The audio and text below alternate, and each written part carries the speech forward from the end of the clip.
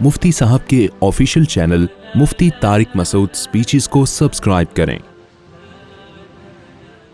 زبان کی نعمت جس سے ہم ذائقے چکھتے ہیں، ایسا بہترین انسٹرومنٹ اللہ نے ہمارے فٹ کر دیا ہے، اس کی ایڈجسٹمنٹ دیکھو خالی، میں بول رہا ہوں نا کتنی سپیڈ سے، یعنی زبان کی لینتھ اتنی ہے کہ نہ دانتوں سے باہر آ رہی ہے نہ دانتوں سے اندر جا رہی ہے، اور بولنے میں وہ خود اپنے آپ کو ایڈجسٹ کرتی رہتی ہے، عجیب ہی، یعنی آرٹیفیشل اگر کوئی لگائی جائے تو کبھی دانت کے نیچے چپکے گی، کبھی جتنا نکالنی ہوگی نکلے گی بھی نہیں وہ باہر۔ کوئی ورنیل کیلیپر تھا بھائی جس نے بیٹھ کے اندر اس کو ایڈجسٹ کیا۔ آنکھوں کی جو ایڈجسٹمنٹ ہے وہ اتنی کریکٹ ہے کہ ذرا سی ملی میٹر بھی اگر وہ تھوڑے سے پتلے دائیں بائیں ہو جائیں تو ایک کے دو نظر آنا شروع ہو جاتے ہیں۔ ایک آدمی ڈاکٹر صاحب کے پاس گیا نا کہ مجھے ایک کے دو نظر آتے ہیں، ڈاکٹر نے کہا آپ تینوں کو یہ بیماری ہے کیا؟ اس کو تین نظر آتے تھے، تو اس کی ایڈجسٹمنٹ کیا ہوئی ہوئی تھی یار، اتنی کیلکولیشن، اتنی زبردست کیلکولیشن۔ اور یہ آنکھ بند کس سے رہی ہے؟ روٹی سے۔ ماں کھا رہی ہے پراٹھا، اگر کراچی میں ہوگی تو کیا کھا رہی ہے؟ وہ ڈیزل کے پراٹھے کھا رہی ہے، وہ ہے بھائی، اس سے کیا بن رہی ہے بچے کی پیٹ میں؟ آنکھیں۔ زبان کچھ بھی کھائے گی نا اس کی باڈی کو بعد میں لگے گا، بچے کی کنسٹرکشن میں پہلے استعمال ہوگا۔ سب کچھ روٹی سے بن رہا ہے، سب کچھ روٹی سے بن رہا ہے، گوشت انڈے جو بھی کھائے گی باڈی میں ایسے اللہ نے سافٹ ویئر انسٹال کر دی ہے جو بچے کے لیے فائدے کی چیزیں، وہ ساری باڈی وہاں سے نکال کے ایسا لگ رہا ہے کوئی بیٹھا ہوا ہے اندر کنسٹرکشن کا کام کر رہا ہے، اور کھوپڑی پوری اور اس کے اندر دماغ اتنا بڑا، اس کے اندر لائنیں۔ ہم جب گھر بناتے ہیں صرف گٹر لائن ڈلوانے میں ہمیں 6 مہینے لگ جاتے ہیں، ایک اتنی چوڑی لائن جس میں جائے گا کیا، وہ ڈلوانے میں اتنا ٹائم لگ جاتا ہے۔ اور یہ کھوپڑی کے اندر باریک نسیں جن میں بلڈ نے سرکولیٹ کرنا ہے، اور ایسی پیکیں کہ ذرا سا باہر نکل گیا نا، وہ لائن سے پانی تھوڑا سا نکل جائے کیا ہو جائے گا بھائی؟ اگر آپ نے جو پانی کی لائنیں بچھائی ہیں تھوڑا سا پانی نکل جائے تو آ کے جوڑ دو گے، یہی ہو جائے گا نا، کوئی تباہی تھوڑی آ جائے گی۔ لیکن دماغ کی باریک باریک نسیں جن میں بلڈ سرکولیٹ کرتا ہے، ذرا سی لیکیج اس میں ہو گئی کومے میں چلا گیا۔ یہی ہوتا ہے نا، فالج ہو گیا، یہ ہو گیا، وہ ہو گیا۔ ایسی باریک نسوں کا ماہرین کہتے ہیں کہ ایسی نسیں ہیں کہ پائپ ہیں کہ ان کو لے جاؤ چاند سے چکر دلا کے واپس زمین میں لے آؤ، اتنی بڑی نسوں کا جال کا گچھا بنا کے بچے کی کھوپڑی کے اندر فٹ کیا جا رہا ہے۔ اور یہ بن کس سے رہا ہے؟ ڈیزل کے پراٹھوں سے۔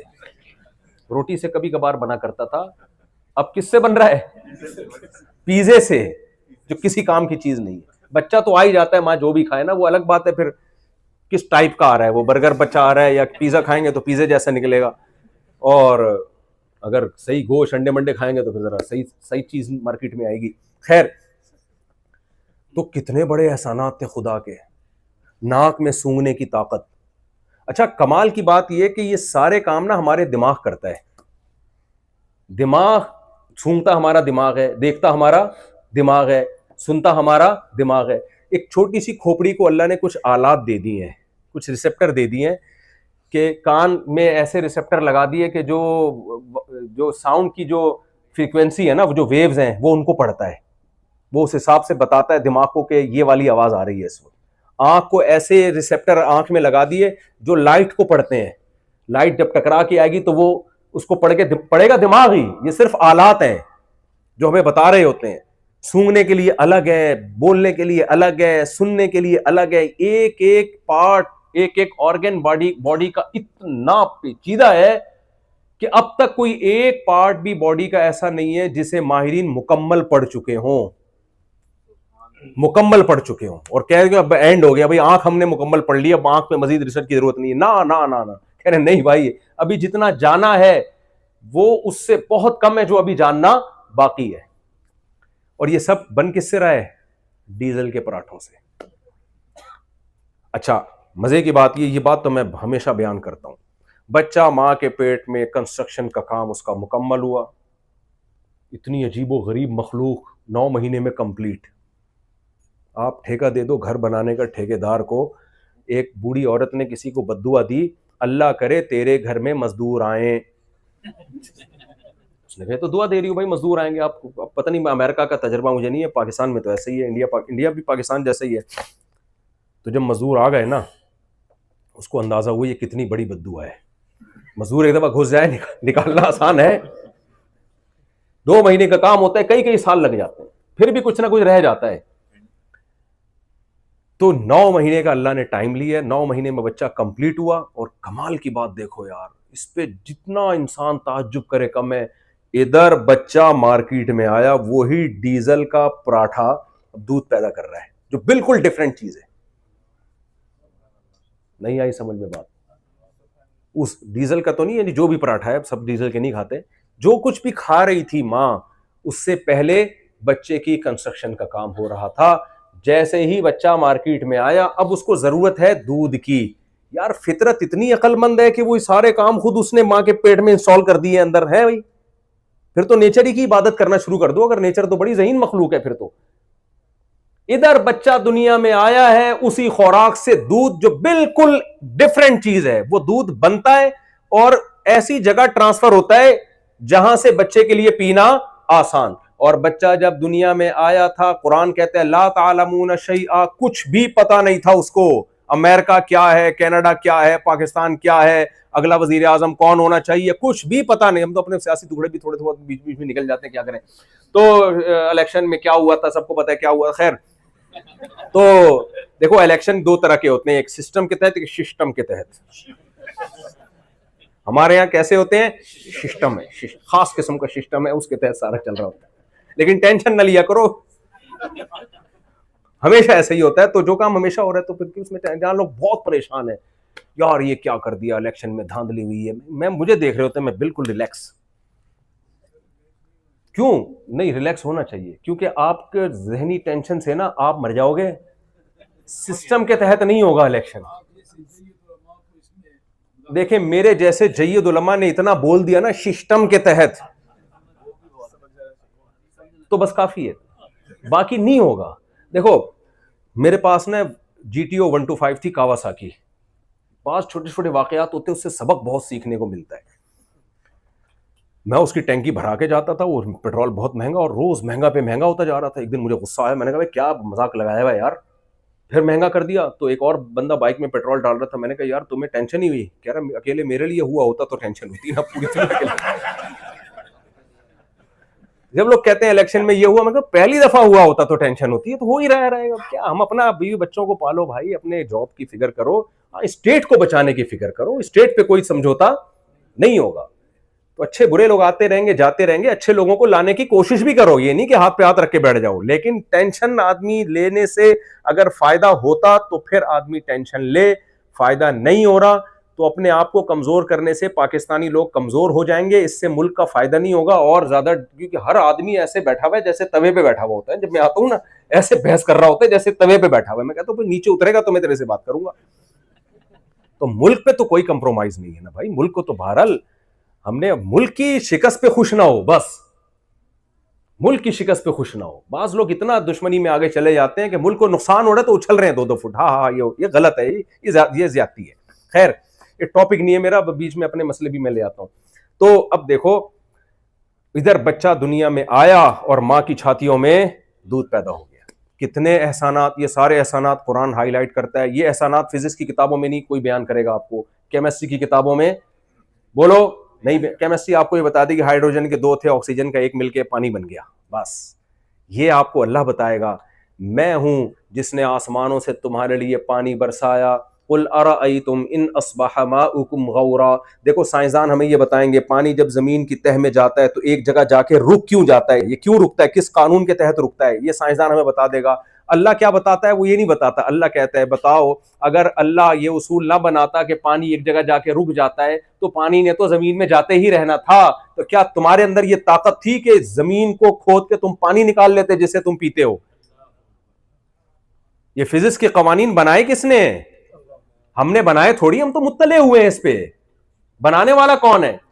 سمندر سے بھاپ بن کے میٹھا پانی اوپر جاتا ہے, ہواؤں کے ذریعے اللہ اس پانی کو پوری دنیا میں پھیلا کے بارشیں برساتے ہیں جس سے نہریں اور کنویں آباد ہوتے ہیں.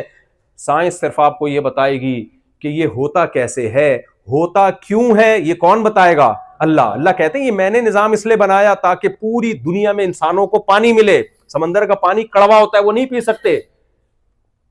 اتنے سارے احسانات اللہ تعالیٰ کے, اتنے سارے احسانات.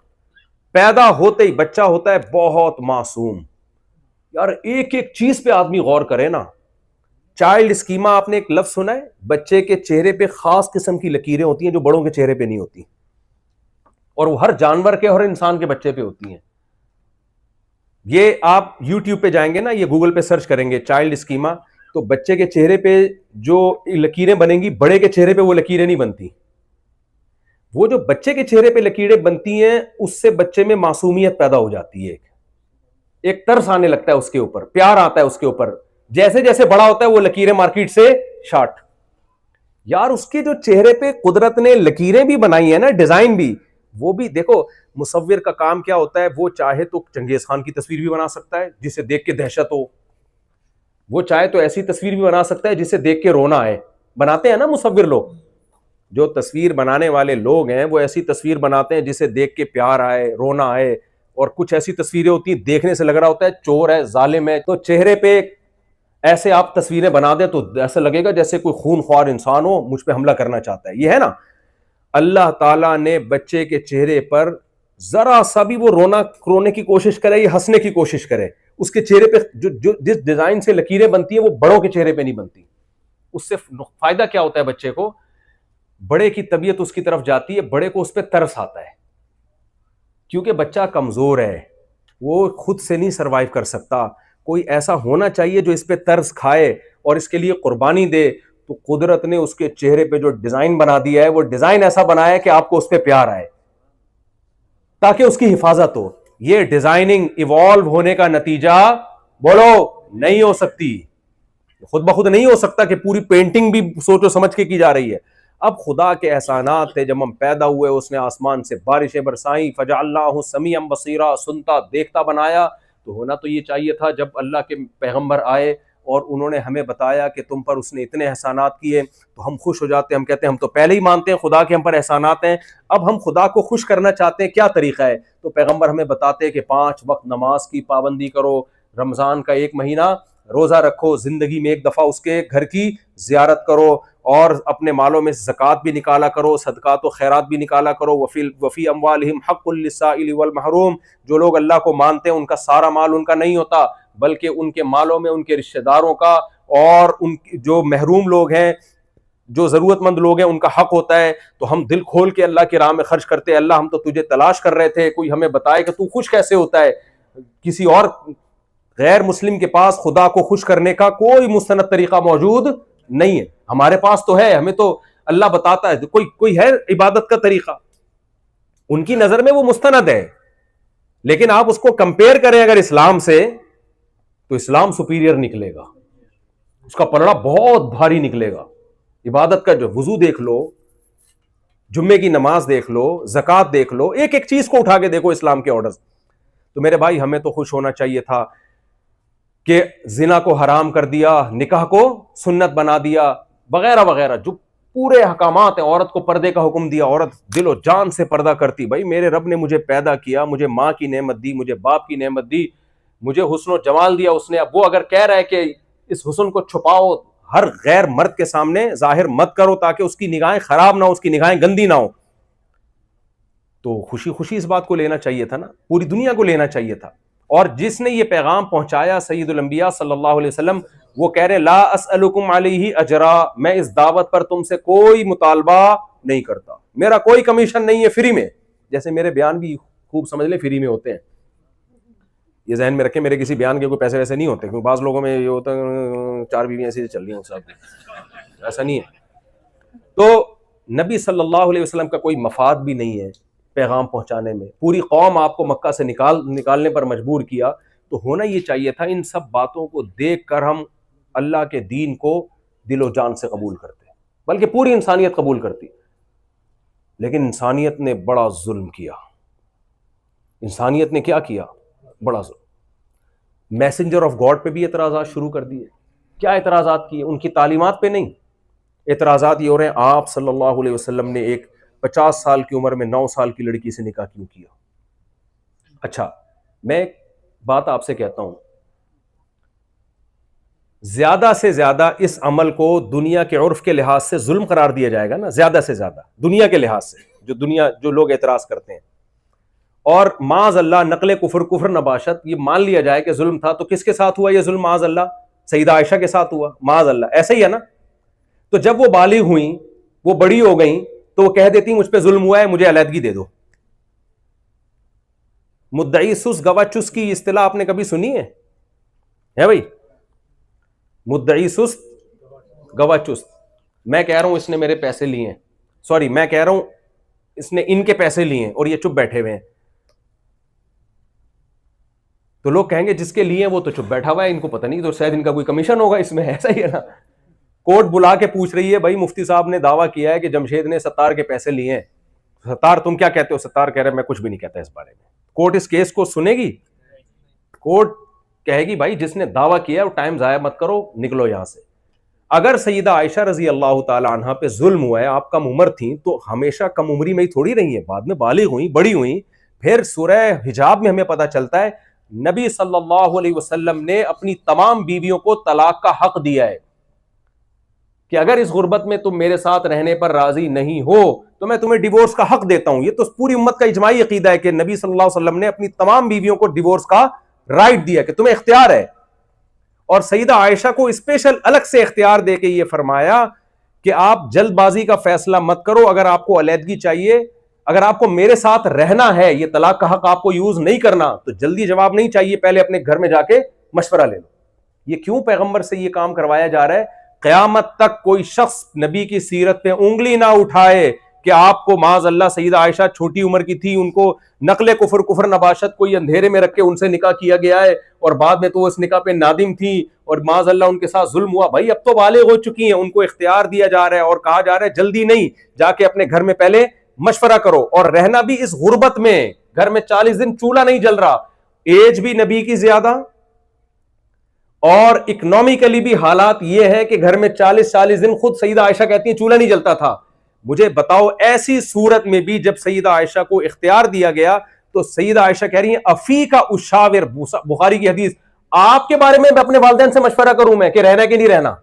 غضبناک ہو رہی ہیں کہ یہ آپ نے سوچا کیسے کہ میں نے آپ کے ساتھ نہیں رہنا, یہ سوچا کیسے؟ اتنی محبت مل رہی ہے. تو یہ تو پیغمبر کی ایسی سیرت ہے کہ ایج ڈفرنس اتنا زیادہ اور ایک گھر میں غربت, اس کے باوجود سیدہ عائشہ آپ پر جان دینے کے لیے تیار ہیں. تو یہ تو بھائی ہمارے پیغمبر کی ایسے لوگ آج ملتے ہیں بھائی, آج ملتے ہیں ایسے لوگ. آپ اپنے بارے میں دیکھیں, اگر آپ کے گھر میں 40 دن چولہا نہ جلے اور آپ کی عمر بھی بیگم سے 30-35 سال زیادہ ہو, پہلی بات تو بیگم چولہا جل بھی رہا ہوگا نا تو کہے گی کہ اب میرے ابا نے میرے ساتھ ناانصافی,